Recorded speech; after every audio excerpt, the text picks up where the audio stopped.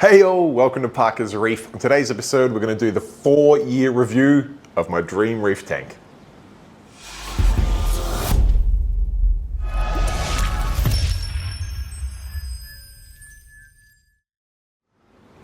Alright, thank you for joining me on yet another episode of Parker's Reefs, and as touched on in the intro, today marks the 4-year anniversary of this, my very own dream reef tank, and what a 4 years it has been.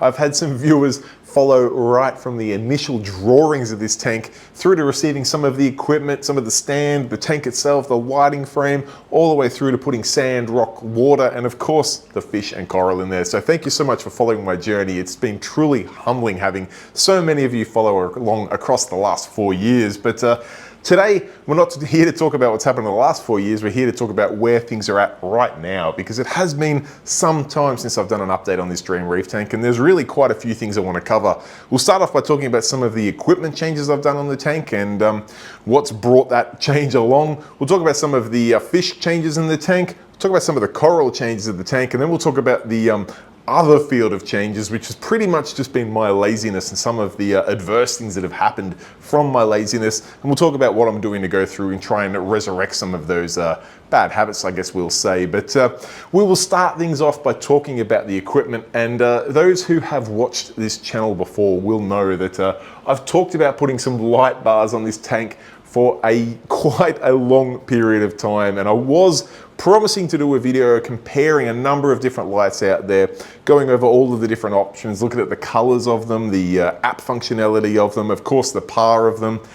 In the end, I just did not get the motivation to do that video. It was becoming really difficult and really political, trying to get my hands on all sorts of different lights and dealing with companies that wanted to have their sort of say on how that video was going to go. And if you follow this channel at all, you know that's just not the way I operate. I hate being a puppet for different brands out there. I'd much rather stand in front of my tank and talk about things the way I want to talk about them. So that video just didn't happen, unfortunately. But I can say that I did end up putting some AI blades in this tank, and I can say with my hand on my heart that I bought those completely outright myself. There was no favors at all from AI, which was a shame. I wouldn't say no to some free lights, but no, I bought these myself from my local fish shop, and I've gone with 2 of the 1 meter long AI grows on there, not the glows. I hate the purple look that the glow gives out. You do have, I guess, I was going to say 2 options, but realistically you got 4 options with AI blades. You got a freshwater one, which I've got to say puts out a beautiful color. My local fish shop has it over a paludarium they've got set up in their store there, and the AI blade freshwater light looks incredible. There is obviously also a refugium version, which I think just comes in the shorter distance, so only like the 1 foot long iteration is the refugium light. You can get the AI glow, coral glow, which has a lot more UV and a lot more of the purple spectrum in there to really get the sort of fluorescence of your corals popping. And I've got to say I've never been a massive fan of the purple color they put out. So I did go for the coral grow, which is their more sort of full spectrum or a bluer sort of spectrum of light. I've got these running at a fairly blue spectrum just to add that supplemental pop to the Philips coral cares and the Kessels that I've got on there. And in fact, I did take 3 of the A360 Kessels off this tank to put the 2 AI blades on there. And I think that I actually work out that I end up saving a fair bit of electricity and I get a whole lot more coverage from these AI blades. Does it give me the same shimmer and spotlighting that I had with the Kessels? Of course, no, not, but I do still have 2 of the A360Xs on each end with that nice lockline mount to get them in place. And I do still have 2 of the A500X in between or on either side of the central Philips coral care there, just to help give that nice color and shimmer that the Kessels do deliver. That unfortunately for the Philips, they cannot. They're designed to give you a big blanket spread of light, sort of T5-esque, whereas the Kessels are really kind of designed to do the opposite of that, to give you that spotlighting, that shimmer that you get from a sort of a chip on board sort of approach with your LED approaching, as opposed to the full spread across that full fixture that the Philips coral care have. Now, I will say that there's 2 things that I'm reviewing in this addition of these AI blades to this tank. And the first one, my good friend Dave from Deer Park Aquarium has been campaigning for some time. I think it's probably the best choice of words for me to put coral glows on this tank.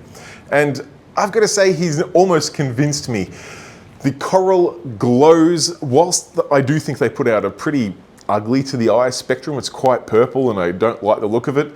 He has put them on his coral tanks at the shop and has only done so where they are set up as a supplement light, which is exactly how they would run here. And as a supplement light, you don't actually see that purple hue that they put out. You do just see the corals fluoresce, and they do look quite good.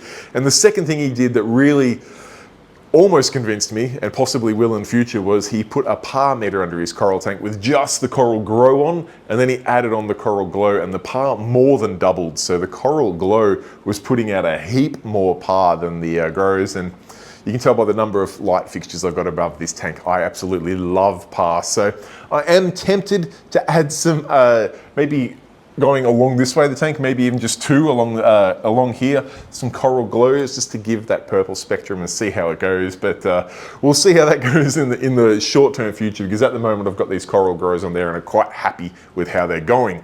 But it does lead me to the second thing that I wanted to talk about. You can see on this side, in fact, both of these lights I've mounted with my Lockline mounts, which I just mount to the extruded aluminium light frame that I made that, yes, is motorized. I'll come over here so you can see it.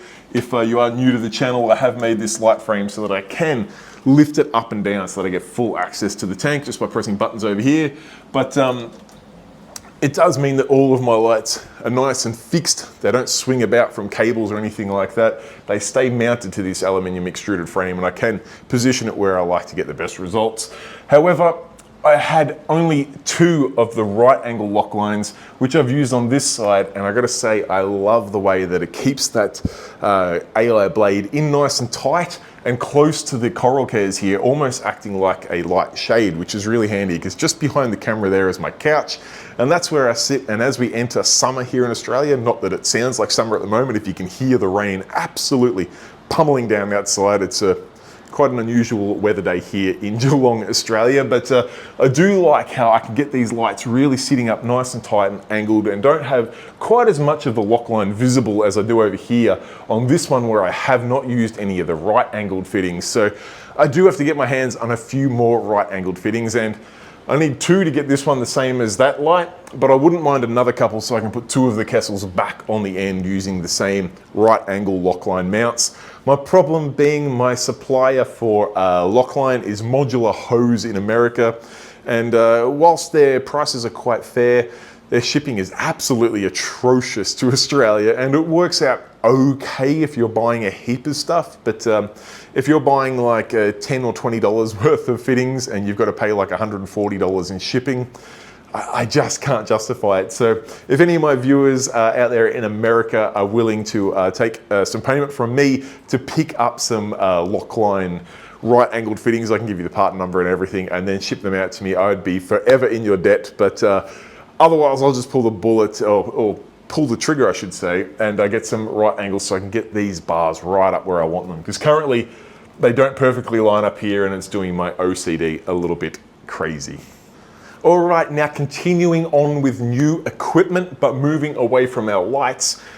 Eagle eye viewers out there may notice that I have actually added 3 more wave makers to this tank, and that's due to the shutdown of my frag tank, which is in the process of moving up to Deer Park Aquarium, where I can have my own frag tank, or even a, I think we might even set that up as a shallow reef with some mangroves and stuff sticking out of it, which is going to look really, really cool. But in the meantime, it did get my hands on an additional 3 MP40s. Now, I gotta say the MP40s don't really stick to 19mm glass all that well, but I've made it work, and I've added an MP40 on either side of the weir, which has actually worked out pretty well, because where I've got my light frame mounted and where the plumbing is for my weir, I could not get an MP60 in there. There just was not enough room, where the MP40 does just slot in there fairly nicely. So I've been able to get an MP40 on either side of my weir, which has helped a lot, because I did have quite a dead spot in the middle here where I had a pretty big distance between wave makers and also a lot of coral growth, which was just choking the flow. So that has helped get a good bit of flow and a good bit of surface agitation right around that weir, just to make sure that any sort of oils or anything from the foods, or even any sort of toxins from the corals or anything, getting up to the surface and down into the sump to be filtered out. I have also added It was originally going to be temporarily, but we'll see how things go. An MP40 up the far end here, just to create a little bit of flow along here. Now, I guess there probably is an elephant in the room. There used to be a massive coral here, a blue digi, which I've toyed with the idea for some time of pulling out. I did put the MP40 up here because this digi here was really getting to the size of about 2.5, 3 foot cube in size, and was really choking flow. I had an absolute dead spot along the front here. So I added the MP40 up this end to get some flow down the end of the tank, and well, that flow just made that blue digi fly apart, which was a good thing because I've been looking for an excuse to get that digi and pull it out of the tank. I've been pulling dozens of frags off every week to give away to people in Deer Park Aquarium, and once I added that flow and it just started flying apart, it was the perfect opportunity for me to pull it out of the tank and get a little bit of real estate back. Now, while it looks pretty bare at the moment, it does mean that I've got some flexibility and a little bit of space to work with to add new corals in the future, which I haven't done just yet, and we'll talk about why very, very soon. But that is the additional flow that I've put on the tank, the 3 MP40s. I don't know whether this one will stay here because aesthetically I don't like the look of it, but flow-wise it does provide really good flow down the front of this tank because the majority of my flow is on the back wall to the front, which then sort of hits that and goes down and back. I do have a couple of big twinsies in the back corners which give a little bit of diagonal to that, but having the MP40 on one end here to push down there does actually give some really needed flow along the front pane of this glass. So it may stay there. Like I said, I think it's a little bit ugly there, but at least being an MP40 and a Vortec, there's no cords in the tank, so it looks as good as it possibly could. And then last but not least, on the new equipment on this tank, I am currently doing a video review on the brand new Alkatronic Pro from Focustronic, and I've got that on this system running alongside my favorite alkalinity monitor, the KH Guardian. Now, the purpose of that is not to finish the video and say this one's better or that one's better, but to show the difference between the two systems and work out which one is going to suit you and your tank better. Because I can tell you right now, I've got a huge, long time usage of the KH Guardian, and I'm a big fan of the system, but I've also done a lot of work with the guys at Focustronic, and I am very impressed with their Alkatronic Pro so far, particularly around the ability to hook up their Dosetronic and of course their Powertronic to control things like a calcium reactor, Calquos, or anything else you want, which does give a huge amount of flexibility. So stay tuned for that video in the short-term future. I've got him set up just down here. I'll get you some footage of that on there running. I have temporarily taken my Mastertronic off the tank to make some room and some availability for that Alkatronic Pro, just so I can go head-to-head with the KH Guardian. And like I said, the video will come, but so far it's been pretty impressive. All right, moving on to the next topic that I want to cover, and that is fish in this system. We'll start off with I guess some of the updates from the previous update on where things are at, and then I'll talk about some new fish that I've added. First and foremost, the two fish that I was having a lot of trouble with, my Atlantic Blue Tang, Big Luca here, he is doing good. He's looking fantastic. He really got to the point about 6 months ago where I was 100% certain he was not going to make it to the end of the week. He was completely pale, incredibly skinny. He was not going for food. He was looking really tattied, like his fins were all torn apart, and his skin on the side didn't look good. I'm glad to say that he's made about a 90% recovery. He now is, as you can see, he's got plenty of color. He's still a little bit skinny. I'm still trying to pump the food into him, but his skin is nice and clean, and he's swimming around the tank. He's no longer hiding in the back corner, which is where he would spend 24 hours a day previously. He'd just hide in that back corner, wouldn't come out for food, would just sit there getting thinner and thinner and sadder and sadder. He's back to swimming around the tank, and probably, if I'm being honest, it's probably almost the ideal outcome, because he's not back to that full-blown aggressive Atlantic Blue that he was before. He's no longer the boss of the tank like he was before. He doesn't bully any other fish. He knows that he's sort of in the twilight phase of his life, I think, and he just kind of cruises around, which has changed the dynamic a little bit. My purple tang now has stepped up to the rank, which is, I don't know, kind of heartwarming, because my purple tang prince is what my wife would say, the last of our OG fish, meaning that he was one of the first fish I had, and he's still with me. So we've had him for a good going on 10, 12, somewhere around that years now, and we got him as quite a juvenile, and he's finally in a tank now where he is the big dog on campus. So whilst he's not super aggressive, he does kind of keep the gem tang at bay, does occasionally put the mustard tang in his place, but at the moment, there's not a huge amount of aggression from the big fish in my tank, which is really, really good to see. Now, the other fish I was struggling on with in the last update, and I have just touched on it before, was Onyx, my gem tang. He's made a full 100% recovery. I've got to say the Vogel treatment that I did in this tank seemed to fix him up, along with the extra vitamins that I was soaking his food in. He's made a full recovery, and you would never know that I had any issues with him whatsoever. His colors are looking good. His skin looks fantastic. You can see right here, he's right up, very active. He is absolutely the lowest rank tang in my tank. In fact, he's probably gone below Colonel, my mustard tang over there. He used to be the lowest ranked tang in the tank, and that's because I got him about the size of a 20-cent coin. So all the other tangs used to sort of just remind him that he was the small boy, but he's grown up a bit, and you can see right here, he's pretty similar size to my gem tang now, and I think just the passive nature of the gem tang, where he doesn't really try to flex on anyone, has put him probably at the bottom of the totem pole. But all in all, my tangs are playing nice, which is, touch wood, a really nice thing to say about a reef tank. Now, moving on from fish that are doing fine from the last update to talking about new fish that I've added to the system, and probably the one that's most recent and causing me the most anxiety, as you can see probably my eyes darting over here, is the addition of a second rabbit fish to this tank. I previously had what I would call Colin. That was the name we had for our standard foxface.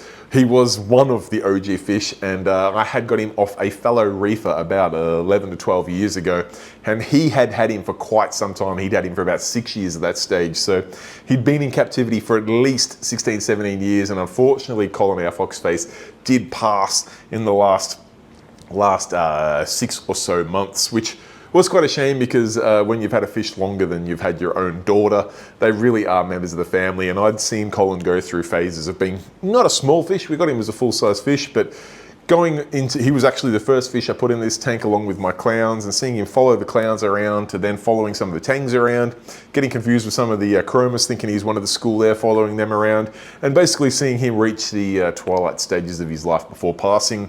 I had long wanted a magnificent foxface, but there was no way in hell I was going to upset the apple cart with Colin, a fish that I'd had that long, by adding a magnificent foxface. And then probably a little bit of an emotional purchase about a fortnight after we did lose Colin, our very mature standard foxface. My local fish shop did get in some very cute and juvenile foxface, which is where we got Ollie, who's now gone off screen. Oh, here he is up here, keeping a close eye on the magnificent foxface, of course. There he is right on cue. When I got him, he was probably about, I don't know, maybe about an inch long, super small, super cute. And he has obviously grown fairly quickly in that time frame. I did want to still add a magnificent foxface, and I thought my opportunity to do so had well and truly gone past. I thought it'd be way too risky to add in a second rabbit fish into the system, but I did get some inspiration from a fellow channel member, Rob. If you haven't seen the video we did on his tanks recently, he added actually 2 new rabbit fish into his tank with an existing rabbit fish, and now he has 3 in there. He's got a standard, he's got a magnificent, and he's got a gold bar rabbit from memory, all living harmoniously in his tank, which gave me enough inspiration to take the leap of faith and add in what we've called Maggie. We've called her Maggie because she's a magnificent foxface into the system. And I've got to say the first couple of days were a little anxiety inducing. Ollie, our standard foxface we've had now for about 6 months, previously had not shown any aggression at all to anyone, of course, because there was no other rabbit fish. Of course, didn't like the addition of a second rabbit fish in the tank, and did keep her pretty honest, and he still does now. It's only been, in fact, it's been a week since adding that foxface, but you can see now that she's at least allowed to get around. She is eating. She's still a little timid and a little jumpy. Whenever I sort of point towards her, she disappears off, but I am happy to say the aggression is definitely on the way down, and I'm hoping that we're going to have 2 foxface live harmoniously in this tank. And there's kind of two reasons why I really wanted to add a magnificent foxface. One, they are a beautiful fish, and if I can get her to come back out the front, but if not, I'll get some footage of her for you. The colors on a magnificent foxface are just stunning. Beautiful fish indeed, much like the way I like a convict tang, a fish that's predominantly white. I would say the magnificent foxface are even better because they're predominantly white with some yellows, some reds, and a little bit of black on there for contrast. Absolutely gorgeous fish that I have long wanted, but there is also the opportunity or the possibility of them eating bubble algae, which is no longer a coincidence, I'd say. There's been too many people reporting that their magnificent foxface is eating bubble algae.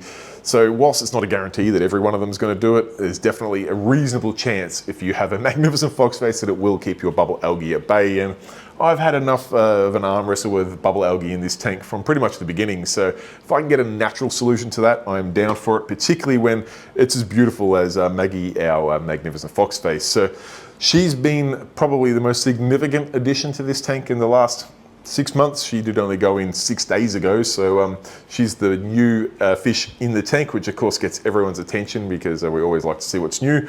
But there has been a couple of other additions that are going to be much harder to show you on screen.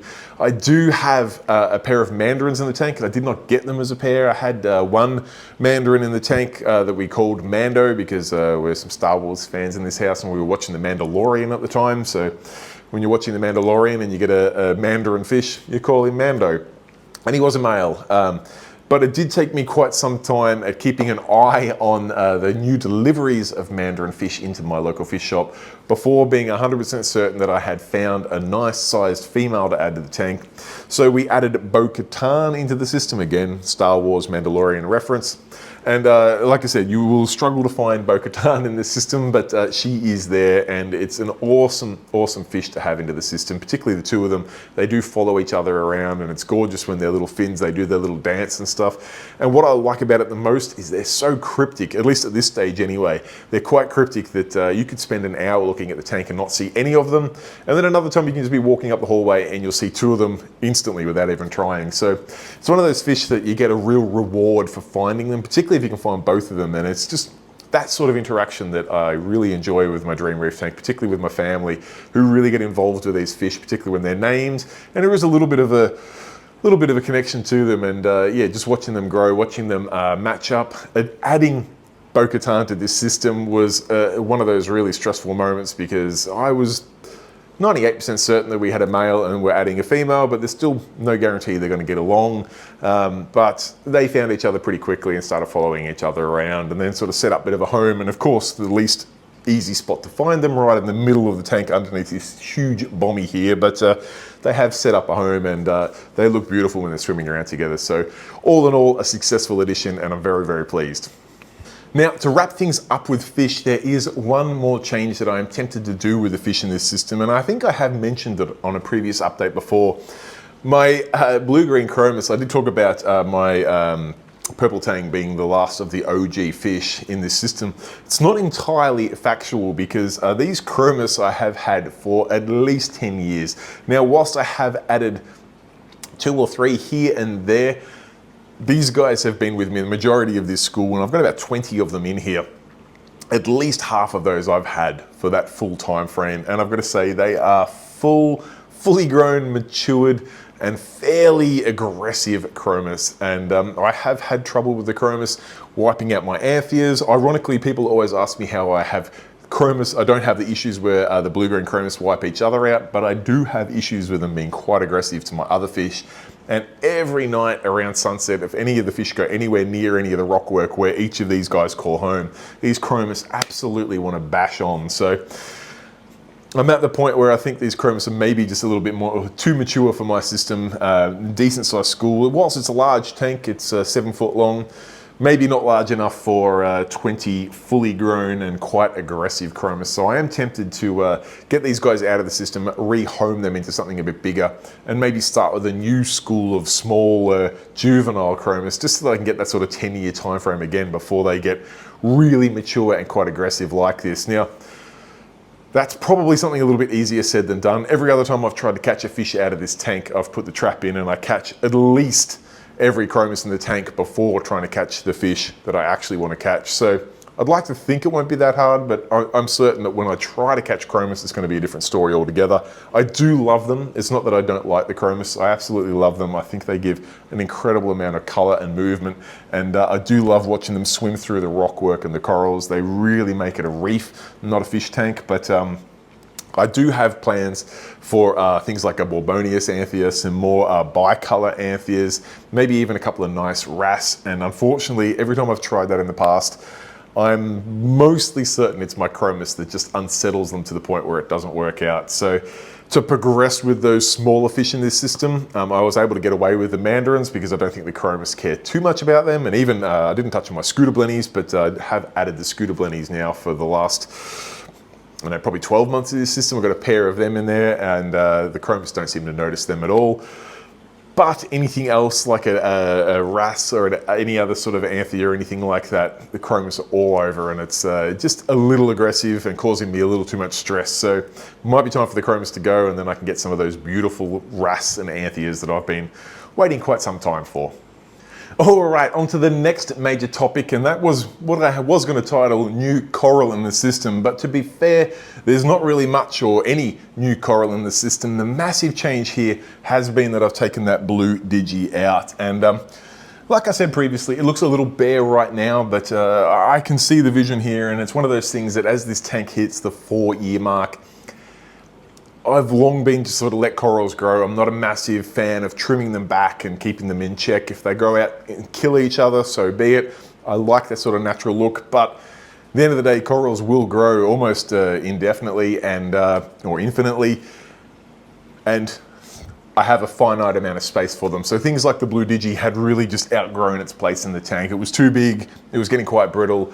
The color, I didn't mind the color, but it was also quite dense, and there was quite a lot of pests and things right in the middle of it. It was riddled with bubble algae, aptasia, all sorts of things right down in the base where it was basically just skeleton. And watching my Australian stripies go absolutely berserk in there as I was pulling it out, they were just tearing the aptasia apart. It was a sight to see. It was very, very good to watch, but it looks a bit bare right now, but I'm really looking forward to getting some new corals and putting some stuff in this space here and just giving the tank a little bit of a freshen up, doing something different and keeping it interesting, because this tank realistically for the 4 years, the first year mark, it really exceeded my expectations and grew and established quite quickly. The 1 year to 2 year mark, I think it probably went even further. And from about then, I think it's probably just cruised along from the second to third and third to fourth. Some things have grown in a little bit more, but it really sort of hit that point where you could tell the corals have just sort of reached their capacity for the size of the tank.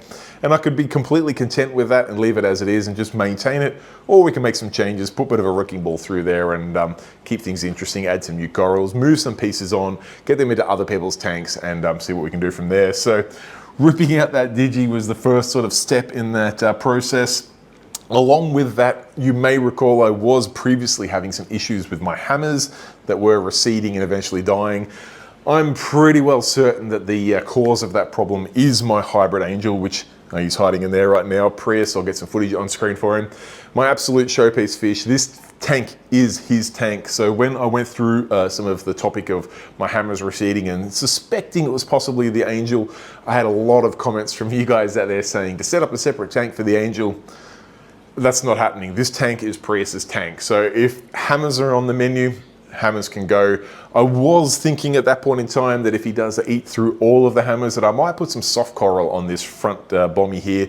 I have had a pretty good fascination with soft coral over the last 12 to 24 months and seeing some beautiful soft coral tanks out there. In fact, if you haven't seen Michael's incredible soft coral tank, and in fact it was only a 5-foot system, but looked beautiful with some angels in there, some big leathers and different soft corals. I'll be sure to put a card to it up here somewhere.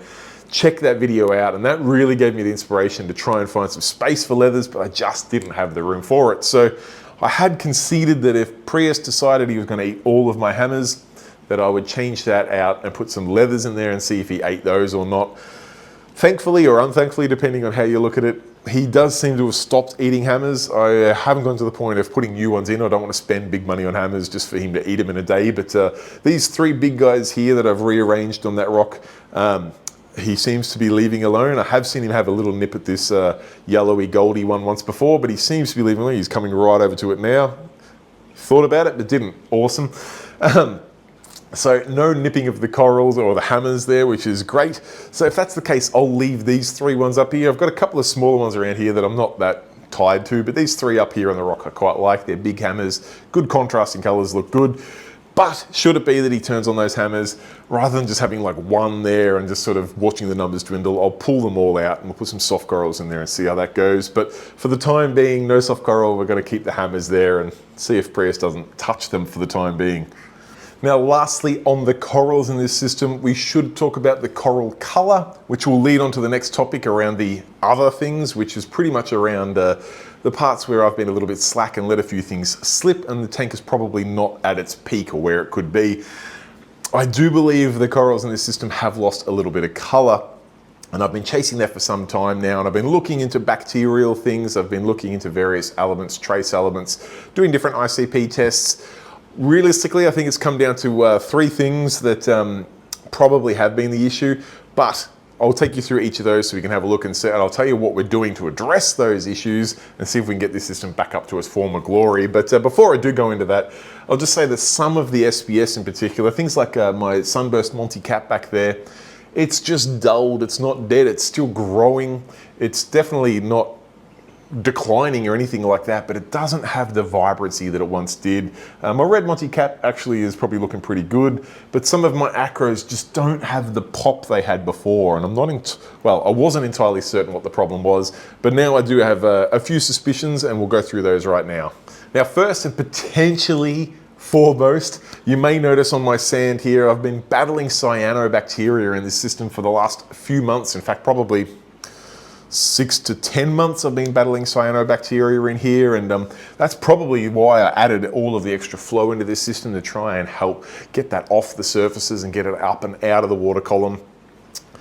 I do think I may have found the problem with that, and that's just because I was a little bit lazy in testing my nitrates. I'd been pretty well content in testing things like alkalinity and phosphate and just running the system off that because it's a mature system now and that's all you really have to do. What I didn't realize is that my nitrates had bottomed out while my phosphate continued to remain at what most people would probably call a fairly high level. My phosphate can range maybe at best around 0.10 and go up to 0.2, 0.22, 0.24, things like that, which isn't terrible, but when your nitrate is 0, and I mean 0, you've got an imbalance there, and that is the sort of playground that cyanobacteria loves. So I have been battling cyano in here for quite some time. Fairly simple remedy for that. I've just been dosing a little bit of nitrate into this system. I'll continue to bring the phosphate in check, but I'll add a little bit of nitrate in just so I can get those two sort of in the level where they need to be. Now, I know there's a whole debate out there around the Redfield ratio and things like that. I'm not too fussed on those perfect or golden ratios, but what I do know is I need to have some nitrate in the system. Now, typically I would do that just by adding more fish or adding more food for the fish, but I am also mindful that my phosphate's at a pretty reasonable level as well. So rather than adding both nitrate and phosphate with the addition of extra food, I'm just gonna add nitrate on its own just till I can get it up to a point where I'm getting a reasonable reading around 2 ppm, 4 ppm, something like that. Then I'm happy to just go with extra food just to keep both the nitrate and phosphate in check from there. But I am hoping that with a little bit of nitrate dosing, I can get this cyano out of the system, which could well be contributing to the coral colors. Either the cyano itself or even just the bottoming out of nitrates would definitely contribute to some of the, definitely things like the Montipora and stuff like that, losing a little bit of their vibrance. Now, next up on the other category, which is probably more aptly described as the stuff-ups that I've done in this Dream Reef tank. I have a number of devices on this system that measure salinity, and one of those being the Reef Factory Salinity Guardian, and the other one being the Kamoa Quijan, which has a conductivity probe on it. And those two remained in check. I always like to have more than one source for salinity, which used to be my Hanna digital refractometer and the Reef Factory monitor from there. When I added the Kamoa Quijan to it, I thought, beautiful, I've got 2 automated solutions. I don't need to manually check my salinity every day, which in hindsight was a mistake. Those two reported directly with each other, stayed around the right mark, so I didn't really look into manually checking. And then one day I just took a water sample into my local fish shop and they're like, your salinity is pretty high. In fact, it's up around the 1.029, 1.030 mark, which is far too high. I'm actually quite lucky that it didn't cause any issues for my fish. Corals can normally deal with it a lot better than fish can, but it was high. So I've been very gradually bringing that down, and that has probably also thrown a few other things out of whack. So I've been testing things like alkalinity, calcium, magnesium, all of my other trace elements are all going to be elevated or appear elevated due to the high salinity. And as I slowly water that down and get it back to 1.026, 1.025 specific gravity, that's obviously dropping all my other parameters down as well. So it's a little bit of a two-pronged approach there. I'm bringing that salinity down while trying to keep the alkalinity, calcium, magnesium and things up at the right level. I've learned my lesson. I need to manually check my salinity quite frequently, particularly on my tank where I do some crazy things like water changes with double salinity, continuous water changes, mind you, and I bring in half as much water as I take out so I can run extra calc water and all these silly things that I wouldn't recommend anyone do. I need to listen to my own advice, and that is check your salinity manually very frequently. I made the mistake. I seem to have mostly got away with it. It could have contributed to some of the coral color issues that I've had, but I've definitely learned my lesson. I'll be manually checking my salinity much more frequently. Now, the stuff ups don't stop there. I did mention before that I did really just rely on alkalinity testing and phosphate testing for probably a bit too long.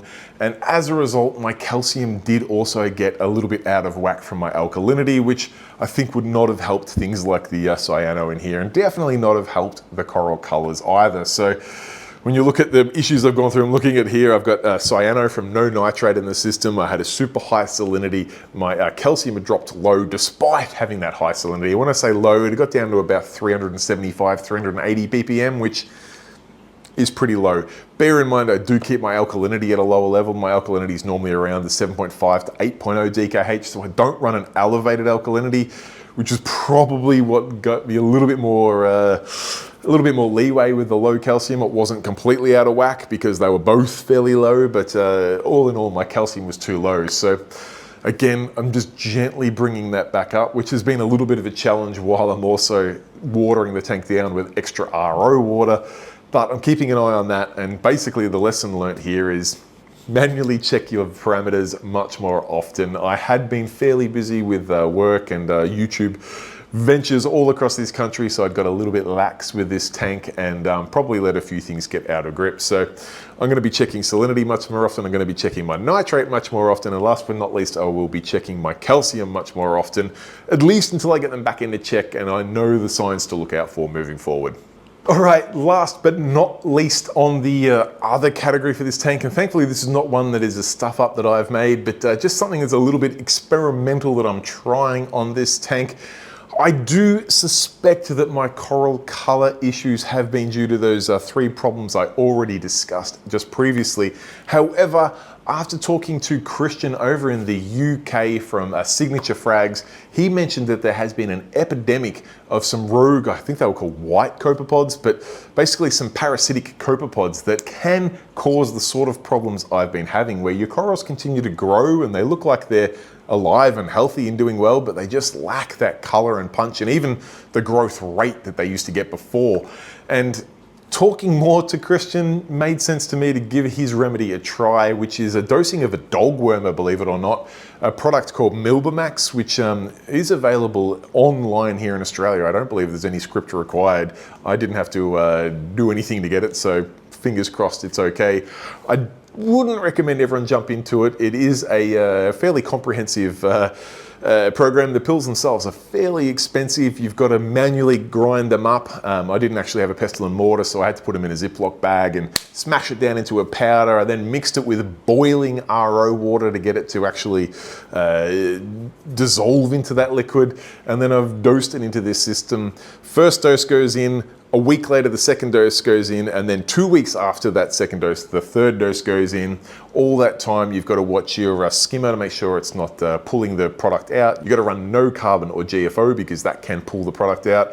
Also got to have your UV off. So it's quite a period of time, it's quite an expense, and it's fairly leading edge or experimental, I guess is what I would say at this stage. But I've got full trust in Christian, and he assures me that the program is safe. So I've taken his advice and he's never led me astray before. So I'm currently doing that in this system, and I can show you on screen now a couple of pieces where I can just see I'm only a week into the program right now. So I've still got another 3 weeks to go. And Christian has said that I really probably won't see any improvements for about 4 to 6 weeks. So I'm still not sure whether it's actually addressing any issues in the tank or whether it was really just the salinity, nitrate and calcium levels. But there is one little splash on my Sunburst Montipora that has got much more color than the rest. And even this piece down here of Fox Flame Acro that realistically, it's nearly died on me about 3 or 4 times. It's been knocked over, it's been pushed into the sand, it's fallen down onto an A-can and some pectinias. It's really had a tough life, this Fox Flame Frag, and realistically it had just been brown for about 18 months. It's actually got some new color on it that it hasn't had before. So it's still super early days, and I will do a follow-up video with this whole process of this Milbamax treatment once it's been about 6 or 8 weeks, and if I can see any tangible difference, I will go through the whole process with you to see if it will address any issues you're experiencing with your tank. But like I said, I was talking to Christian, and all of the issues that I'd mentioned, he said that can be associated with these rogue copepods. So thought I'd give it a try, and definitely have not seen any ill effects so far. So interesting times there. I'll be sure to follow up with plenty more information once the program's finished, and hopefully when everything's thriving again in the near future. All right, now to wrap things up on this video, I do want to talk about future plans for the Dream Reef tank, which I've got to say it's a lot different talking about future plans at the 4-year mark than it is at the 3-month or 6-month mark, because most things are pretty stable in here, despite my best efforts at throwing nitrate, salinity and calcium out the window. The tank is still mostly on autopilot, or can be on autopilot if you still do your basic maintenance. However, I am still contemplating some massive overhauls of this system. We'll see how things go. I'll do this treatment and I'll get those 3 parameters like salinity, calcium and nitrate right in check, and we'll see how the system responds. But I am still tempted, even if it does respond, to do a little bit of an overhaul with some of the corals in this tank, pull the ones that I don't like out, get some fresh real estate, much like I did with the blue Digi here. Obviously, it's not a pressing issue right now because I do have that fresh real estate from the Digi, but there's nothing to say in the future that I won't pull this green stag out. This grey piece up here in the middle, it's grey. I don't know what it is in this system. It doesn't get the same color. I fragged it and put it at my local fish shop, and it goes mauve with yellow. It looks incredible. For some reason, it grows in this tank, but it just looks grey.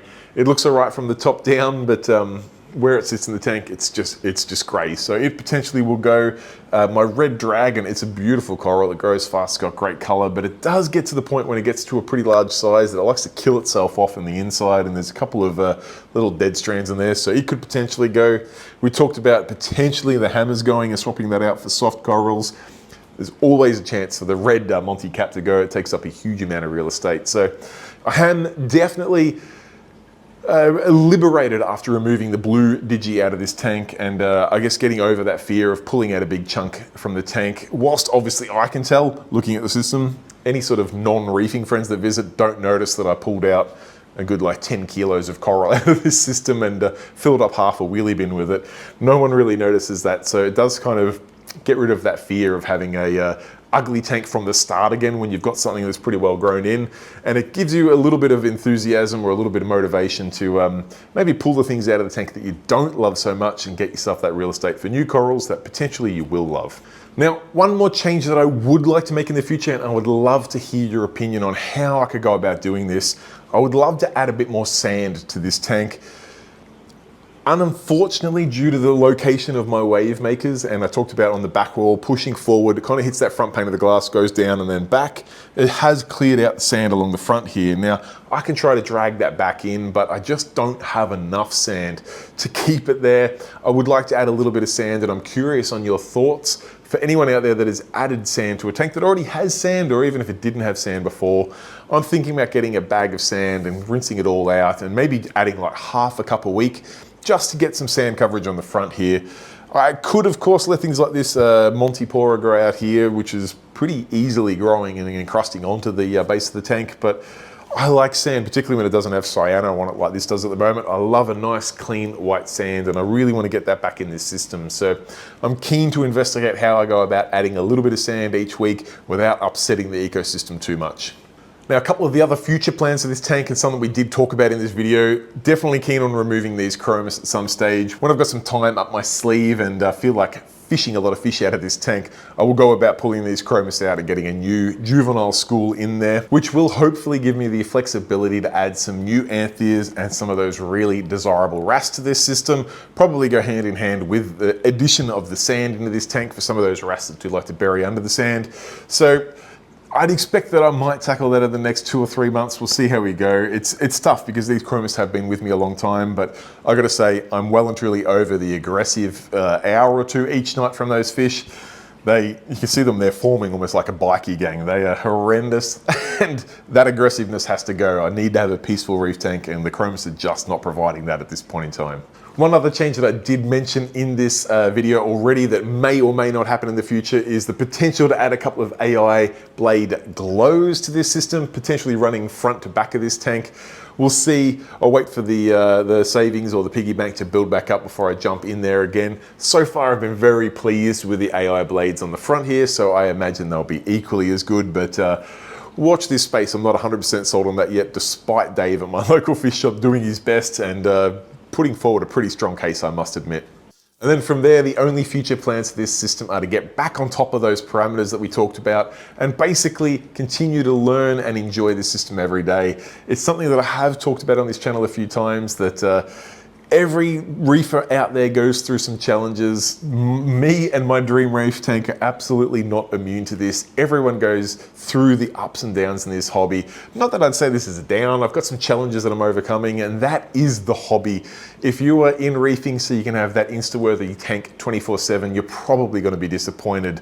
To me, the joy in this hobby is getting new challenges that you haven't had before, working out how to overcome them, either successfully or unsuccessfully approaching that and learning from that. That is the joy of this hobby to me. And whilst sure, it'd be great if the tank looked incredible every day of the week and every day of the year, I also get a lot of enjoyment out of tackling these issues and trying to find a way forward and making the tank better each and every day. And I implore each and every one of you out there to view your tank with that lens, and you'll get a lot more enjoyment out of this hobby rather than stressing about what's not right in your tank.